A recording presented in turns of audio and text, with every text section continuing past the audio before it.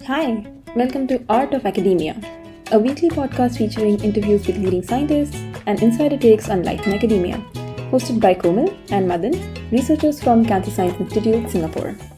Okay, what's up? What have you been up to? Okay, hey, I'm back.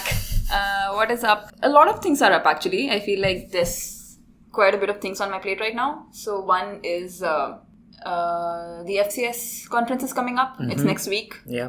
There's no existence of a poster as of now. Wait, you're doing a poster? I'm doing a poster. Yeah. Do you want to say what is FCS? Yes. So this is this Frontiers in Cancer Science conference. Yeah. Organized by Cancer Science Institute. Happens every year and sort of brings together all cancer researchers from across the world. I guess one of the biggest conferences that happen in Singapore. I think it's Asia's biggest cancer conference. Is it? Yeah. I wouldn't be surprised actually. They do fly in people from the US, Europe, and it's pretty huge. So 3 days of a lot of talks. People present their findings. You get to meet some nice scientists, have discussions with them. So overall, pretty good. But I feel like past few experiences have just been like, there are few really eye-catching talks and the rest of it is just like, okay, you try to find what is interesting and what is not. Because obviously in general, cancer research itself is so broad. Yeah. There's so many topics, so many people working on different aspects of it. Yeah, I agree. I think a lot of people have given this feedback about FCS, that it tends to be very broad. Yeah. And I think the problem is, I guess, the lumping. Like you said, cancer in general is a very broad field. But I wonder if they can do something to make that more streamlined. I guess they still try. They do try to club together similar talks in a same segment, which makes sense. Like, I feel like recently just the immune system kind of stuff, which is really, really all over the place. But yeah, so I am I'm going to present a poster, and it has only been like 6 months since I started. So when I registered, I was like, yeah, I'll have stuff. I will be able to. I do have stuff, but it's now sort of figuring out how to present it. What's the story? What are we trying to say? Things so like what did you put in the abstract then? I put whatever I had at that time. Okay, nice. So, fair enough. In terms of, actually maybe I will just also describe some of the research that I'm trying to do. So I think I have told you before, what we have is a lot of lung cancer tumors. And why is it more important is that lung cancer normally is caused by smoking. But in the Asian context, there's a lot of cases that arise in non-smokers, and particularly in females. And in these cases, it seems to be driven by some of the oncogenes such as EGFR, ALK, MET, etc., etc. EGFR is like maybe in almost 50% of the cases in East Asia. So that is why there is more interest in these, in our hospital basically, why it is occurring at such a high rate in non-smokers. So what we are doing is collecting a lot of tumors, and then there's different types of studies obviously ongoing. What I am looking at is intra-tumor heterogeneity. So what we do is we get the tumor, cut it into sectors, different sections, say 4 to 5, and then sequence all of them for DNA and RNA, and then try to see what are the features which are different within these few sectors, and if they can eventually correlate with relapse and like other clinical outcomes. So in terms of the research that I'm doing now, I think it is more in the more discovery phase, where I have all the data now. I'm just trying to see the patterns. I'm trying to see what's interesting. What are the leads that we can now take forward? And that is what I have as of now. So I guess for the poster, I will be mostly presenting that and then seeing, maybe get some feedback and then also pick on what is important to take on from here. That's one. Apart from that, this AACR that I'm going to apply to. Oh, yeah. Yeah, so another abstract. So that one probably biggest cancer conference that in is the going world. to be in the US, yes. Absolutely huge. Next year, April. I've only heard stories about it, like the scale of it. Apparently they book out like this giant venue and I think it's bigger than a football field. Oh, I have no idea on these kind of metrics. Yeah, I don't remember the stats, but it was some ridiculous... It sounds very American. That's what I'm going to say. Yeah, as I mentioned, like, I guess it would be an interesting experience just to be able to go and see the vibe there. And like, just the interactions, just the people, because I have mostly attended things in Asia till now. Looking forward to that. Another talk I have to give. I feel like so many things have suddenly come up at my department. I have to give a talk. Something like CSI research meeting, but for NCCS. How was your the pitch talk? Oh yes, yesterday. Are you allowed to talk about that? Yeah. Why not? It seemed like some secret thing. No. No? Because outside is not allowed and all that. No. It's not such a secret thing, really. Okay. So basically, this was sort of my first grant pitch. Overall, great experience, I guess, because got to at least meet all these people. I don't go to A-Star as often, so I got to see so many people. The response was pretty good in terms of like people who showed up. Total around like 50 people showed up and around 12 to 13 people pitched. The idea was that everybody gets to present one slide for 3 minutes. You tell your idea, and then by the end of it, there would be some Q&A, and then by the end of the event, you do like a networking session to be able to find someone, to find a match. So yeah, we did the pitches. They had split them into technology and proposals, and I felt like a lot of the pitches were mostly technology driven. Mm-hmm. So they already have some platform, say some sort of screening, some sort of mass spec, some sort of high throughput detection, CRISPR, blah blah, and that is what they were selling in a way. This is what I do. Something new. So I guess maybe that is an A-Star thing as well. Maybe they are, in general more technology oriented. So that happened. That was like I think 70 to 80% of the talks, and then last few were more biology driven, where there was like a hypothesis or like some biological question in general, which someone is trying to address. That overall, I think I had a good experience, but then I could not find a match because these technology people obviously wanted something that would use their technology. Yeah. And these technologies are so niche. So only if your question needs something like that, you would go and collaborate with somebody like this. Mm-hmm. And on the other hand, for a biology question, why would someone just take up something completely novel if they are not interested in it at all? There is no common ground basically. Because if I just now tell you, oh, this sounds like an interesting question, which is completely different from what you do, whatever your lab does, and we want to now just start on it. If you're keen or like just excited by the question, then I guess maybe we would, join hands and like try to see how this goes. But other than that, it might just feel like work to people. Because if I flip it, if I see other people's projects and then I am being asked to come and join them, I might hesitate as well. Yeah. Because it's obviously effort and you don't want to collaborate for the sake of collaborating. Mm-hmm. Yeah. So that happened. Then eventually there was this one guy, I was talking to people, and eventually there was this one guy who presented, and then he asked me if I want to collaborate with him. So we just exchanged contacts, and we'll see how things go. Yeah. The only thing I would have to add to that, I wasn't there, so I don't know if it exactly went down like this. So one was like you have some technology that you want other people to use. Yeah. So you're pitching that. Makes sense. And I guess the biology ones are these people who are just generally looking for more people to work with, or is it more like they have a problem, but maybe they have like only part of the expertise required to solve it and the other is missing. Is it like that, or is it more like, oh, it'd be nice to have more people working on this. Yeah. I just don't have the bandwidth kind of situation. Correct. I think it was a mix of both. So as you mentioned, for the technology part, it was just like, oh, we have this, come use it. Yeah, for them it's very straightforward. That's very straightforward, very sense. clear. Not as exciting for me.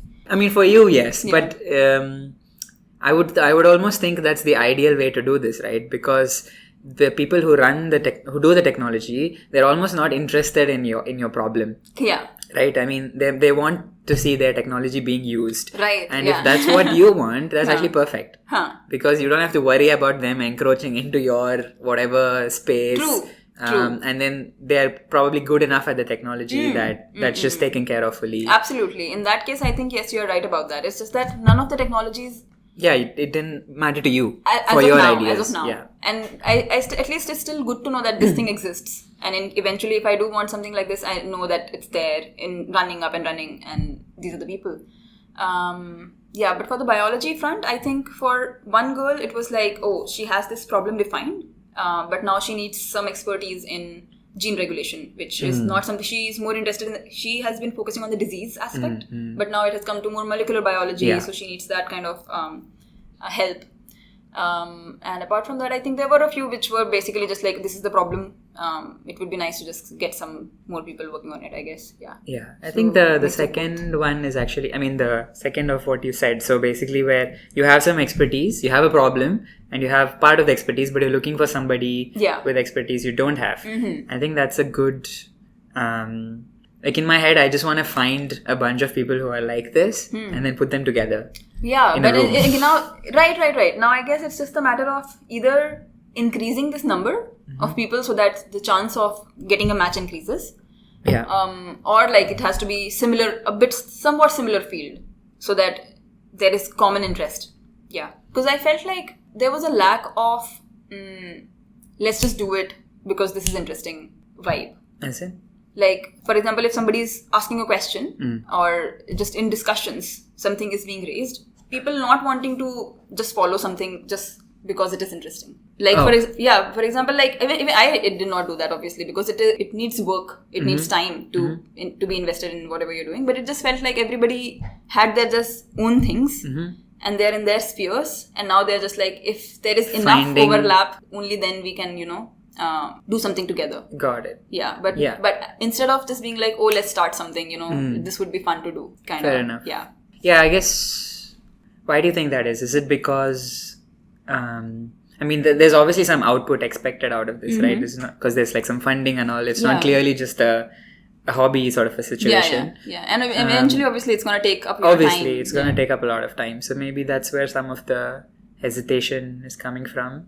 But I wonder also, is it like maybe your mindset going in, like whether it's for you, it's a way to showcase your work more and to have more people participate in what you are doing. Yeah. Or maybe the other one might be you contributing to other people's work, which you still get some credit, but I guess is not the same level of value. Yeah. In some sense, possible. I wonder. I don't know. Yeah. But overall, I guess at least I got to meet some of the postdoc society people as well who had organized it.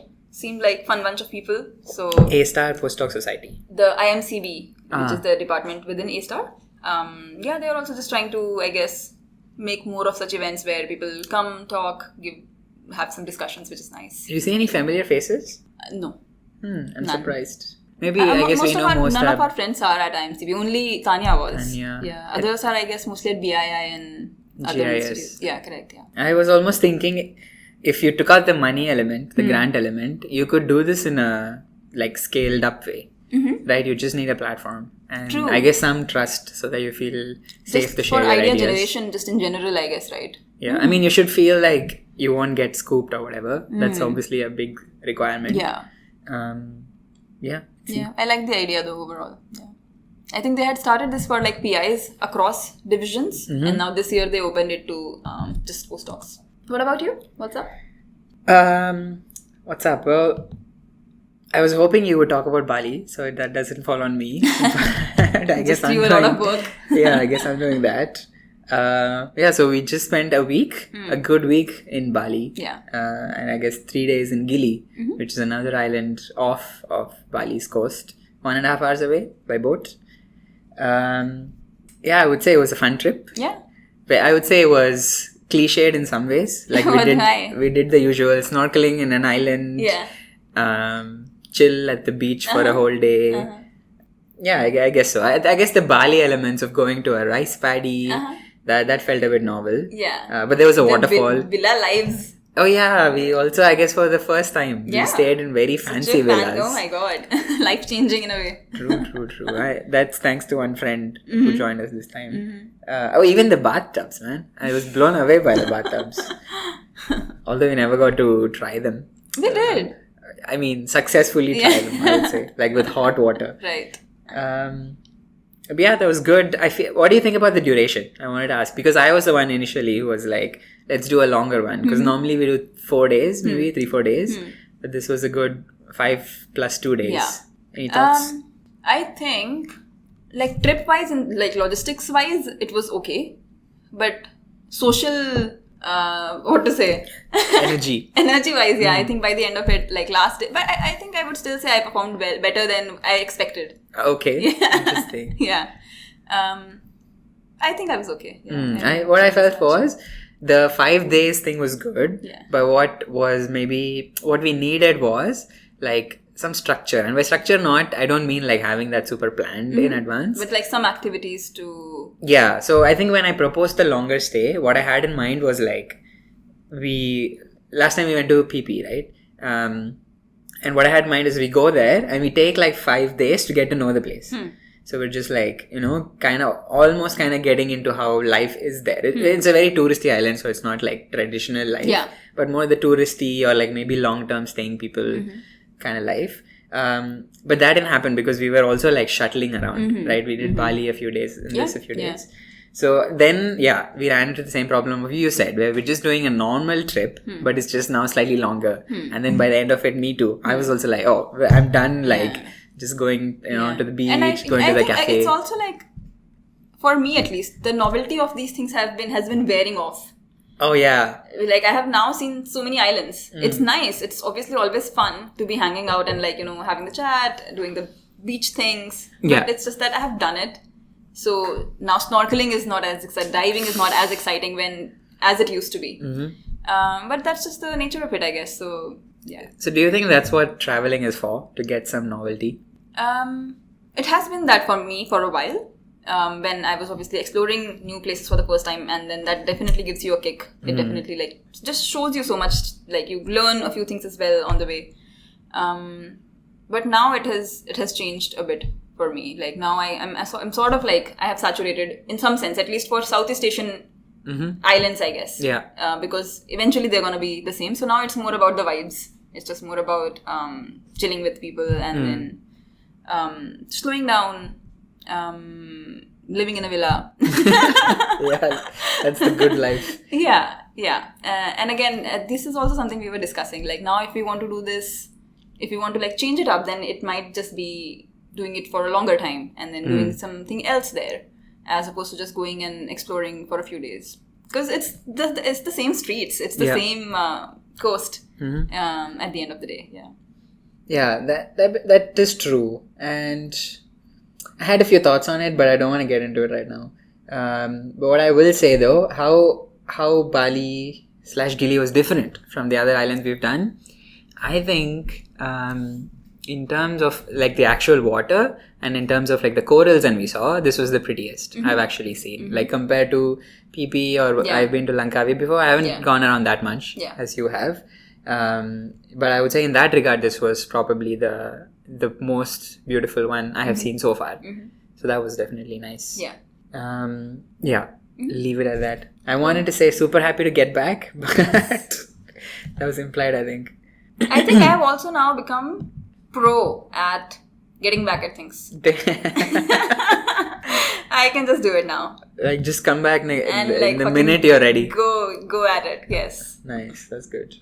I guess for context, if you want to keep this in, we're talking about taking a break from work and then coming back to work.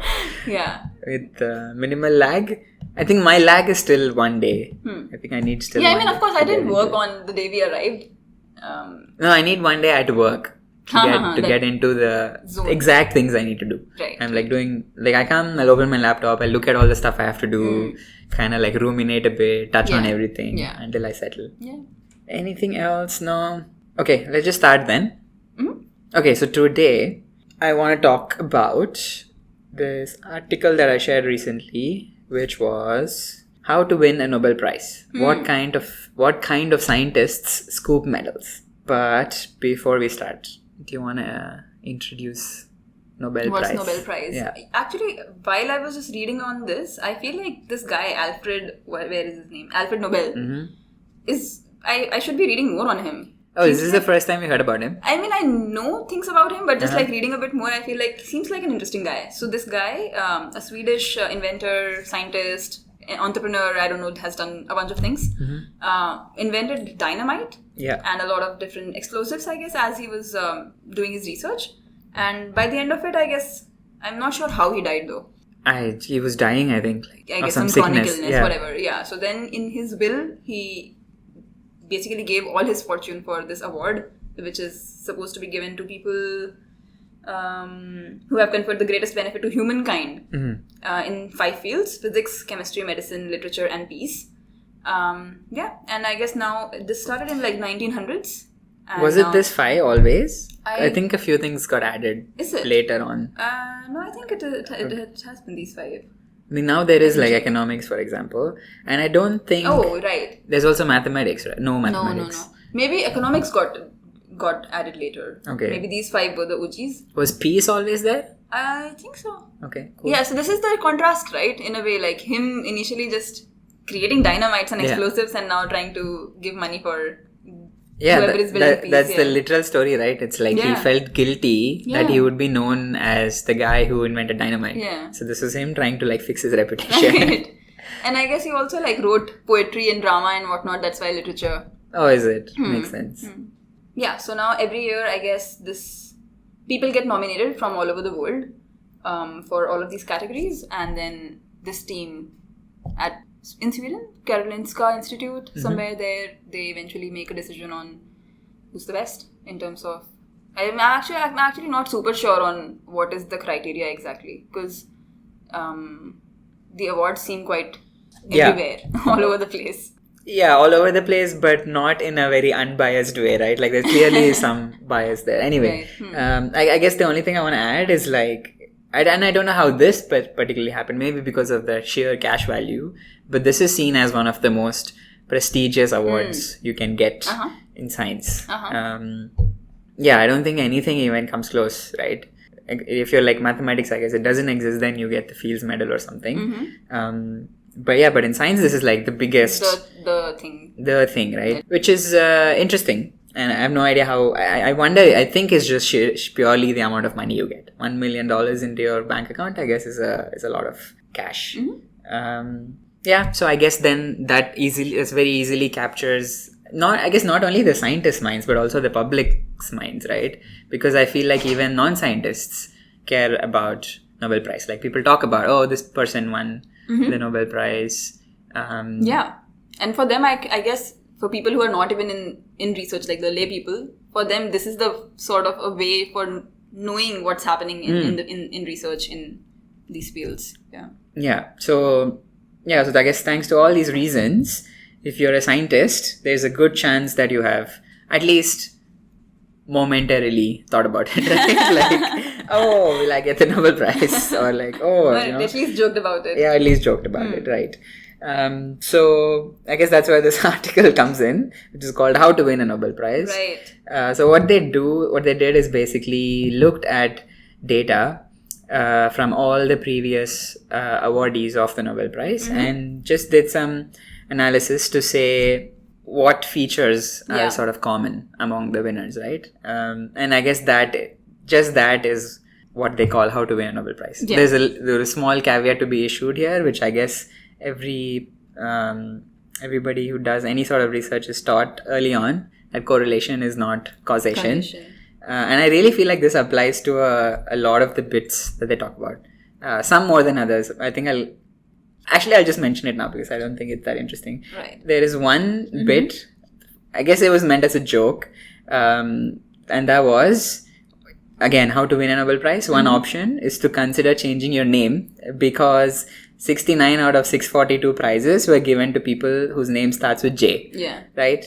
And 62 with A. So I guess this is so silly that it does, like, it triggers your intuitions already. Like, you understand clearly, right? Yeah. Just because now you change your name to start with J, that doesn't automatically make you more likely, no matter how little, even 0.5%. Yeah, of course. Yeah. No. But I do think that also applies to few other metrics that they talk about, but we do take them kind of seriously. Like which one? Maybe we can go through them. Yeah. We'll come to it when it comes to. Yeah. Why don't you start? We can just go one by one. Sure.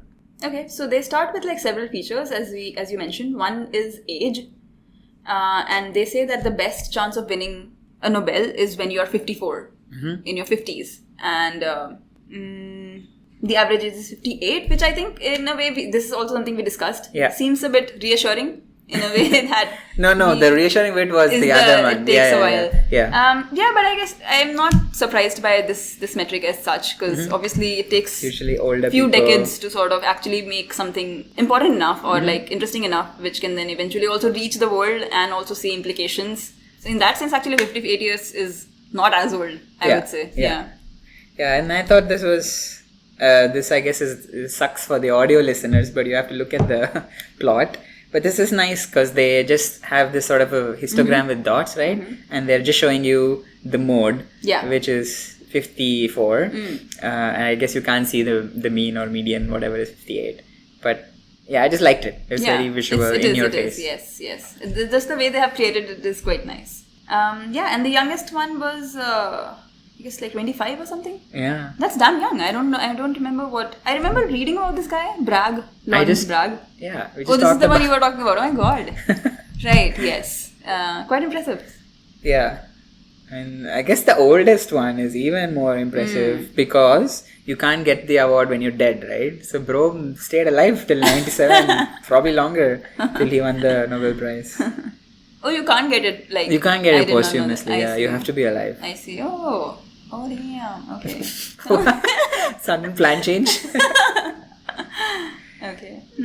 Oh, okay, the next bit, I think you should do this. The most heartbreaking part of this whole plot. Man. Well, it just says... Maybe I'll just read it out. The data suggests that for the best chance of a prize, you should identify as a man. Yeah. I mean, not surprised, obviously, since last century or whatever, science in general, the field has been taken on by men. And even today, most of the most prominent scientists are men. But one good thing is that it says, where is it?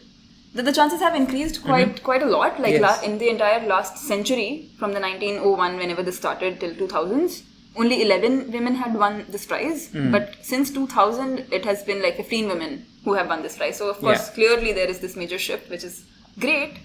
And apart from that, field-wise, they say physiology or medicine is the best bet, which I guess is also kind of intuitive. Like it just seems like there are more women in this field as well. Sure, but then this is one of those cases where you need to like look at the data. It's best odds, but if you look at the actual number of dots in each Not field, very, right? yeah. That's like okay, cool.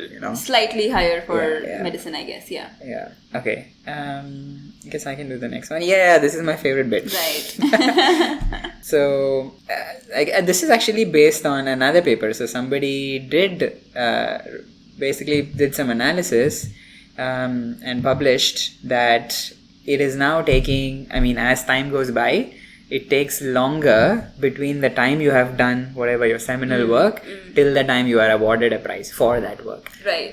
So before 1960, that used to be 14 years. But 2010 onwards, now that's 29 years. That's more than doubled. Yeah. Which is actually crazy, right? Yeah. That's a long ass time for you to get recognized for some work. 30 years is a lifetime. That's as old as we are right now. Bro. Yeah. 29. Sorry. 28, whatever. Same thing, man. But the sort of reassuring thing about that is, given that the average age for winning a Nobel Prize is like 58 or whatever, 58, and then it takes like about 20 years for you to get recognized. That means you should start your work in your late 30s or early 40s, right? Which is quite reassuring because we're not there yet. Yes. And we have some time. Yes. That's always cute. Like, great. Awesome. We don't have to worry about that yet. Now, yes. One problem off my plate. It's a future Madan problem. Okay. The sharing thing, I don't think that's interesting. Yeah. Skip that. Yeah. Let's do the location one. Yes. Location-wise, so almost like 54% of the Nobel Prize winners were people from North America, either born there or moved there. What do we do? Yeah.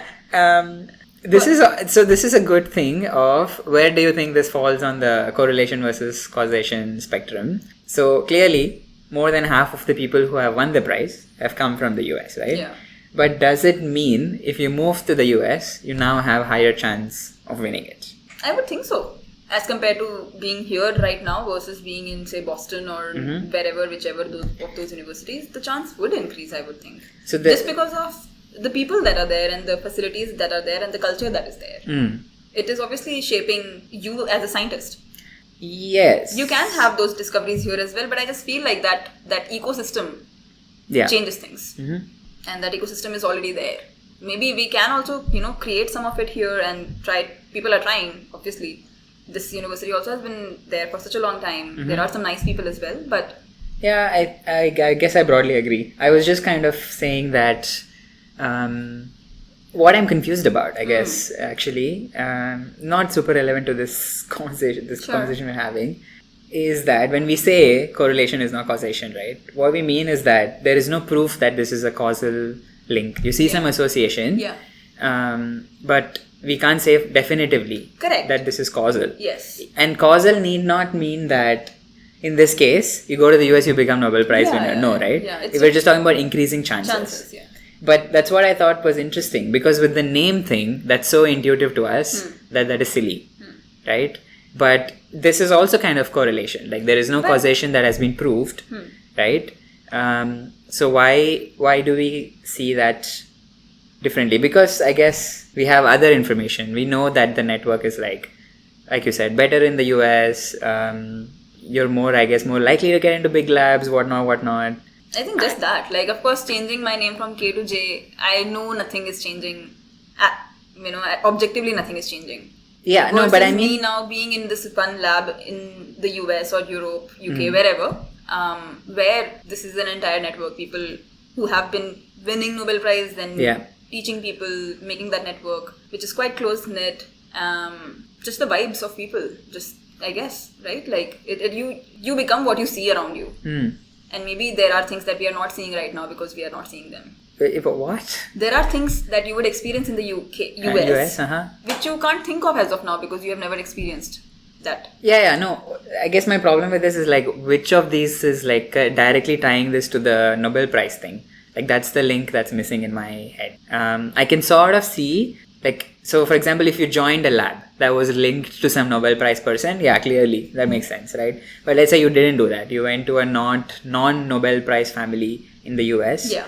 Does that still increase your chances? But if you are in a university where there have been, not again necessarily Nobel laureates, but important discoveries are coming out. There are people who are, thinkers on big ideas. There are people who are striving to do these things. Yeah. I think that would be infectious.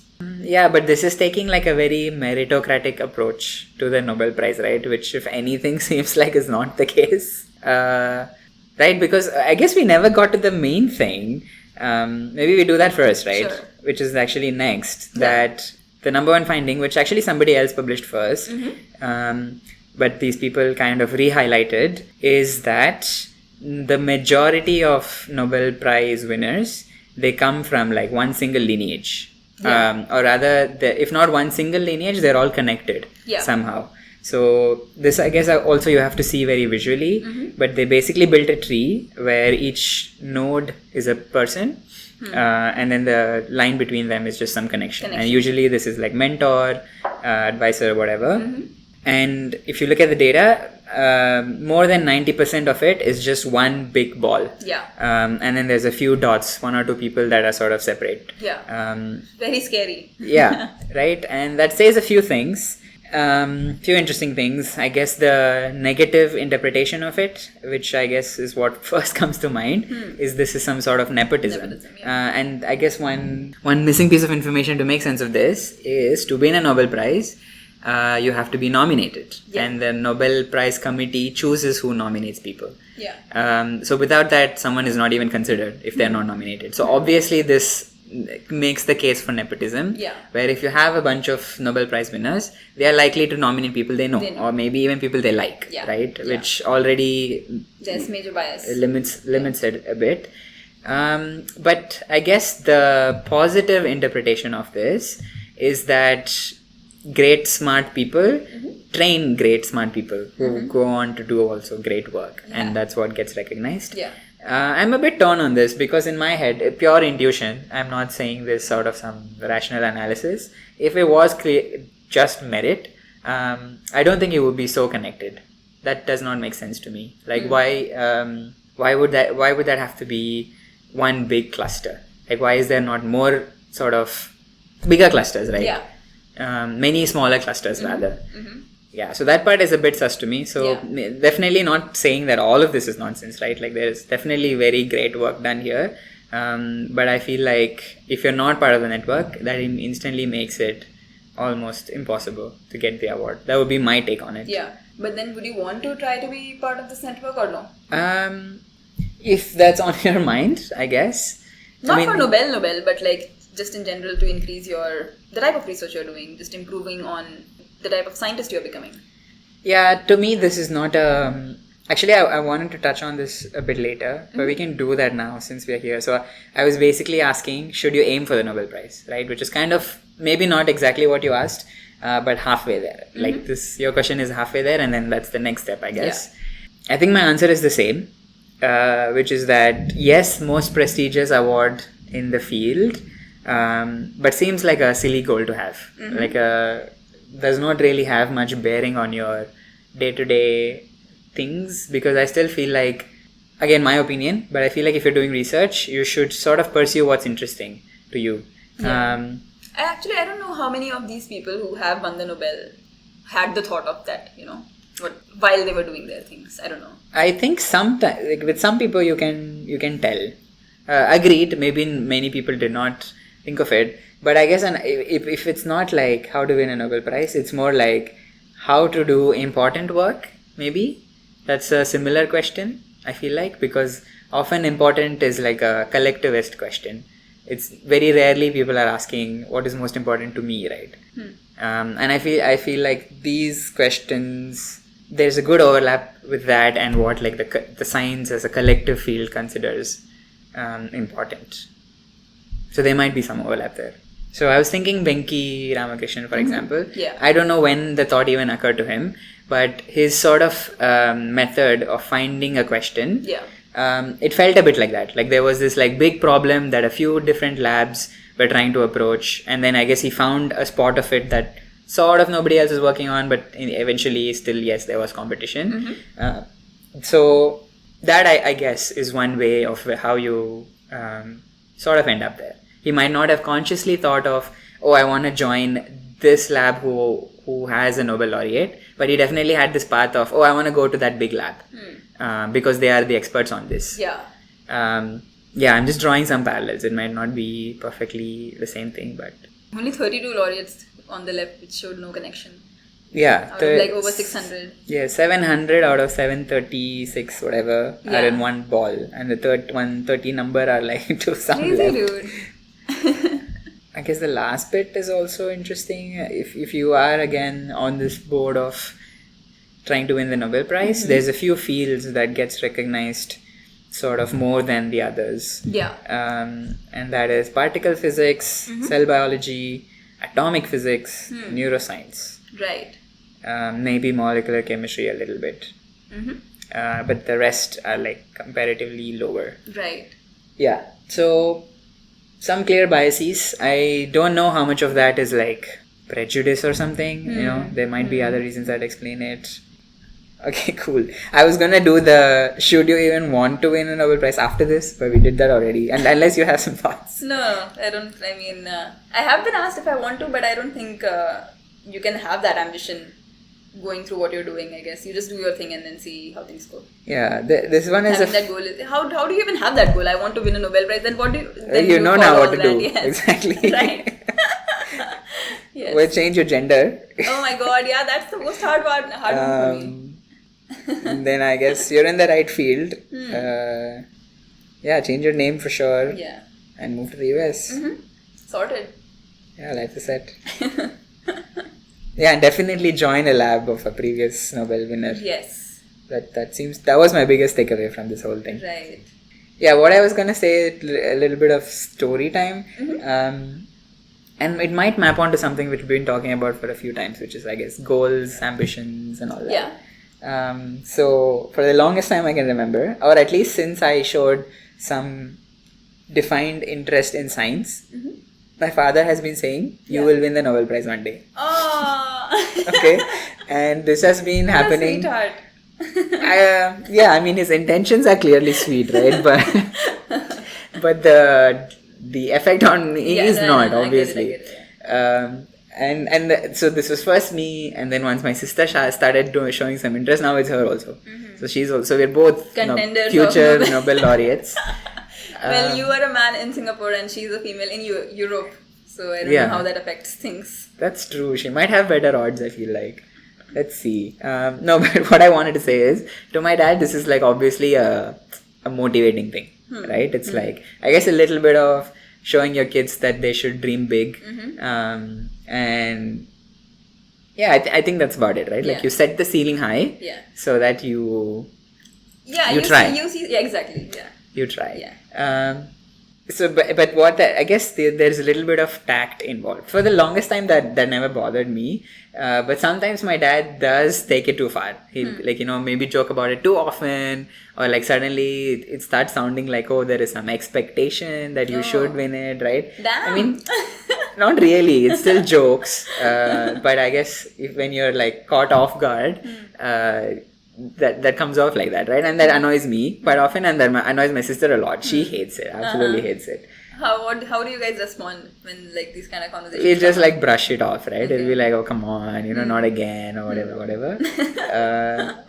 Yeah, but I do that to me is sort of the central problem of on one hand, this seems like a good idea to set like a very far-reaching goal, so that I guess your ceiling is very high, and then that's ambitious. Yeah. But it can also be off-putting just because of how implausible it seems. You're like, oh, I'm never going to do that, and I haven't thought about it in too much detail. But it can be demotivating in some ways if it seems too impossible. Yeah. Right? So, yeah, I guess... And it just brings the idea that why try even? Yeah, exactly. So that's what I was thinking. Because I feel like that maps onto this sort of conversation we were having about having like some long-term goals. Yeah. And maybe having not just like goals, but I guess ambitious goals, or like big things that I want to do. So before I let you respond, I'll give you another parallel. I won't say who, but let's say we are gymming, right? And then we have, to motivate, we pick like the most ideal image of fitness in our head, and that's our goal. And it's very far away from where we are, but we strive towards it. So the two opportunities, two ways. And one, you can put like the perfect thing, and then every day you don't look like that, you're just like a shameful piece of shit, and then you need to work harder and you better get there. Or the other one is like you don't have that image. It's like, smaller steps, you're just like doing things. You're not as driven, but maybe more likely to keep continuing. Less effortful overall. Yeah, obviously we don't have to reconcile those two. Maybe you can do both, or you do whatever works for you. But yeah, just your thoughts on it. Yeah. This actually also reminds me of my dad. So, like, he was not the win Nobel Prize time, but he was also like, oh, you're working in cancer research, so develop some cure, develop some diagnostics and whatnot. And I'm just like, yeah, I'm trying. And and at this point, I think for the longest time, I was talking about how I'm trying to publish this paper for my PhD, and every few weeks and months, and he would be like, oh, so what's the progress? Did you write? Did you send? I'm like, I'm faking shit. Yes, it's here now. Why isn't it done yet? Yeah, because it's so difficult for them to comprehend how difficult things are, or like how complicated things are. So I think now he has sort of given up on asking on where's the cure, where is the cancer cure and whatnot. Yeah. But I guess, of course, they're super... it bothered me as well. Yeah, sure. Clearly. Yeah, it was just like, let me live, dude. Like, I'm trying, man. I'm trying, seriously. No, this cancer thing is such a problem. I feel like I always hesitate to say I work on cancer for this reason. Forget parents, even like our age people. They might not ask, have you cured cancer? Yeah. But they definitely have like, okay, so what have you done to help with cancer, I guess. And then it's just like, damn. Well... Not much, I guess. You do feel useless, Yeah, you do. You do. Okay, let me think. I mean, we have had this conversation multiple times, and I do think having some goals is nice. I have been talking about that. I have not created like very clear-cut goals for myself. But this is the same. Yeah, I feel like this is very repetitive as of now. But I just feel like you have that goal. Just for whatever reason, you think that's a great life, or you think like, I would enjoy this, or I'm bringing value to world, to people, whatever could be your intent. And then you're trying towards it, but in case it doesn't happen, you don't fall apart. Because I see that is the major problem with ambitious people being ambitious, and then obviously there are other things as well, as you mentioned. Them not being able to do anything else. Now they're just focusing on this one thing, and then they don't care about the rest of the life, the people, whatever, their health and whatever. And then that obviously has negative impacts. But if you have some goal, somewhat ambitious, I'm not even saying like crazy ambitious, hyper ambitious as you pointed, it's still nice to have that instead of just being like, okay, the thing is, you make that goal once in your life or like a few times in your life, and then nothing much changes really. Like you come back to your day-to-day life, it's just that you just have that umbrella to look at, but your day-to-day life is still the same, and you just have it's just slightly more directed. If I had like 5 tasks to do in this one day, now I can just prioritize it a bit better because of my vision. If I had 5 things to do in the next few months or year, I just have some structure to it, and then eventually obviously things not necessarily would happen in that way or not. There's so many factors that would come in play. No, that makes sense. Actually I should have sent that to you. I don't know why I did not. I was reading something. This was by a guy, I think he's a game designer, and this is just like a typical life advice post. Seems like a fairly successful guy, very young age, did a lot of stuff.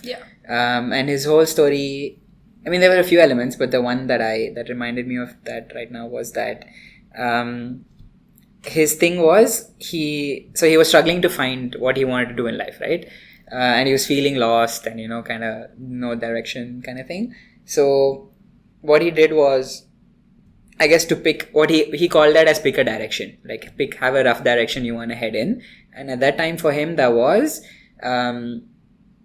to contribute to some AAA video game, right? So AAA video games are like massive games. These are like, takes many people, high effort, very complex, and cost a lot of money kind of game.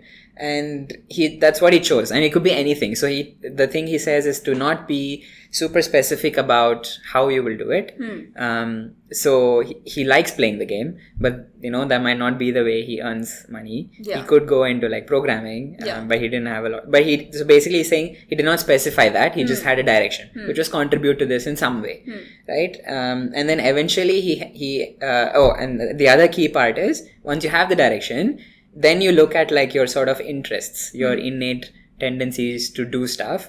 So some of that for him was playing games, which very conveniently overlaps already. But the other one, for example, he was like he's kind of autistic, I guess. So he's very into like logic stuff. So he decided he would like pick up some programming, which again puts him slightly in the development angle of doing games. He also likes talking to people, right? He likes to socialize. So he goes through a few ways where he sort of aligned all these different interests he has towards this direction, right?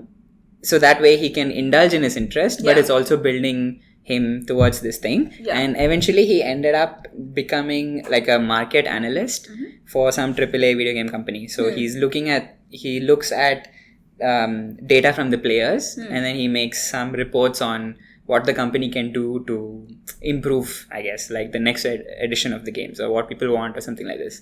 Became like almost a world expert. I see. So that was sort of his like main takeaway of maybe you don't need to have like a super specific goal, but you have like one direction. And then you align sort of all your interests towards that. Which sort of felt like what you were describing. I guess what I was going to say is, yes, that definitely makes a lot of sense.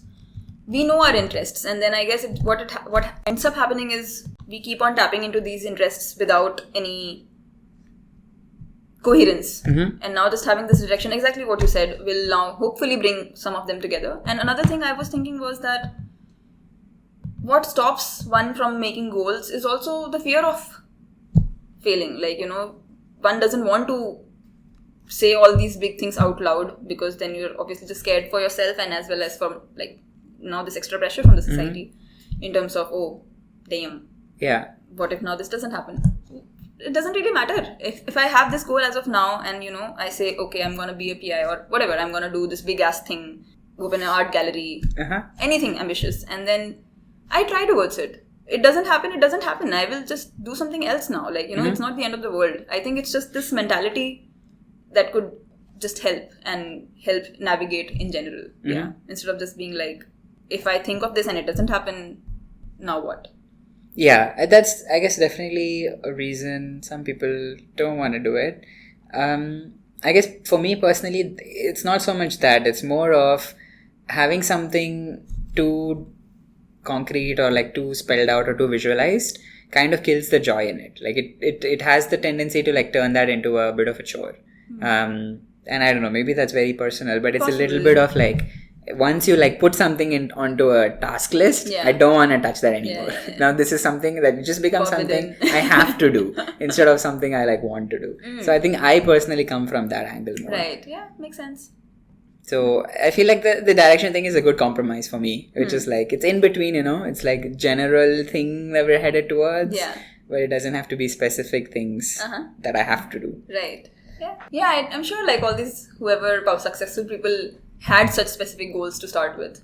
Some of them did, of course, but not all of them, I guess. Most are just trying to get better at whatever they were doing with some direction. Yeah, for sure. I'm fully convinced on that. I feel like every how to do story is told post. Right? I want somebody tell it now, then you do it, and then you show me. Then I believe. Lol.